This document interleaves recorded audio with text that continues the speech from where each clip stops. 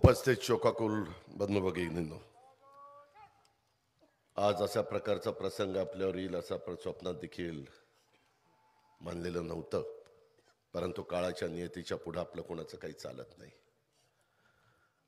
1985ला ह्या जुन्नरवासियांचं प्रतिनिधित्व विधिमंडळामध्ये करण्याचं काम वल्लभशेठ बेनके साहेबांनी केलं आणि नंतर 4 वेळेला ते ह्या भागातनं विधिमंडळामध्ये निवडून गेले. अतिशय समाजाशी जिव्हाळ्याशी संबंध, प्रत्येकाला आपलंसं करण्याची त्यांची हातोटी. मी 90ला राजकीय जीवनामध्ये पुणे जिल्ह्याचे आलो. अनेक वर्ष मला पालकमंत्री म्हणून कामाची संधी मिळाली. त्याच्यावर ह्या ना त्या कारणानिमित्त कामानिमित्त माझे वल्लभशेठ बेनकेंचा सतत संपर्क असायचा.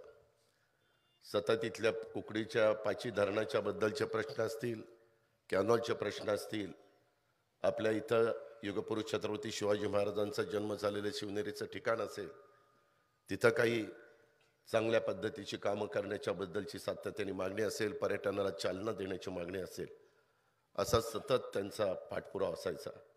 कृष्णा खोरे महामंडळामध्ये देखील त्यांनी 10 वर्ष काम केलं. तिथंही त्यांनी उत्तम पद्धतीनं आपले प्रश्न धसास लावण्याच्या करता सतत प्रयत्न केले आणि त्यांचे तसं बघितलं तर राज्यामध्ये अनेक विधिमंडळातल्या सदस्यांशी अतिशय मित्रत्वाचे अशा प्रकारचे संबंध मी स्वतः अनुभवलेले आहेत, पाहिलेले आहेत. आपल्या तालुक्यामध्ये देखील अनेक साध्या साध्या कार्यकर्त्याला जिल्हा परिषद सदस्य, तालुका पंचायत सदस्य, मार्केट कमिटीचं सदस्य, दूध संघाचं सदस्य, वेगवेगळी पदं, नगरपालिकेमध्ये वेगवेगळी पदं, छोट्या छोट्या कार्यकर्त्याला त्यांनी मोठं करण्याचा प्रयत्न केला. जिल्हा परिषदेचं अध्यक्षपद, विषय समितीची सभापतीपदं, खूप काही आम्ही ज्यावेळेस चर्चा करायचो त्यावेळेस हट्ट आग्रह करायचे आणि आम्ही सहसा त्यांचा आग्रह त्या ठिकाणी मोडत नव्हतो. 2014ला त्यांना एका दुर्धर अशा प्रकारच्या आजाराने ग्रासलं. कुटुंबियांनी, घरच्यांनी, मुलांनी, सुनांनी, त्यांच्या धर्मपत्नींनी, सगळ्या परिवारांनी खूप कष्ट घेतले. 10 वर्ष सतत बेनके साहेब त्या आजाराशी झगडत होते.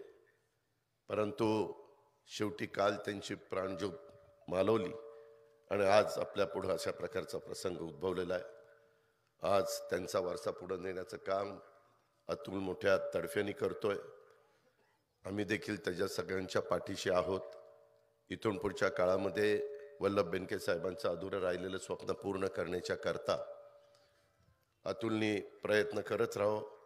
अतुलला आशीर्वाद देण्याचं काम, पाठिंबा देण्याचं काम, सहकार्य करण्याचं काम आमच्या सगळ्यांच्याकडनं अतिशय मनापासून होईल याबद्दलची ग्वाही देखील मी या निमित्तानं देतो. मुद्दामहून त्यांच्या आजपर्यंतच्या कामाची त्या ठिकाणी नोंद महायुतीच्या सरकारने घेतली आणि शासकीय इतमाने त्यांना मानवंदना देण्याचा निर्णय झाला आणि आत्ताच आपण शासकीय इतमाने त्यांना मानवंदना दिलेली आहे. मी व्यक्तिशः माझ्या वतीनं, आपल्या सर्वांच्या वतीनं, महाराष्ट्रातल्या जनतेच्या वतीनं वल्लभशेठ बेनकेंना भावपूर्ण श्रद्धांजली अर्पण करतो.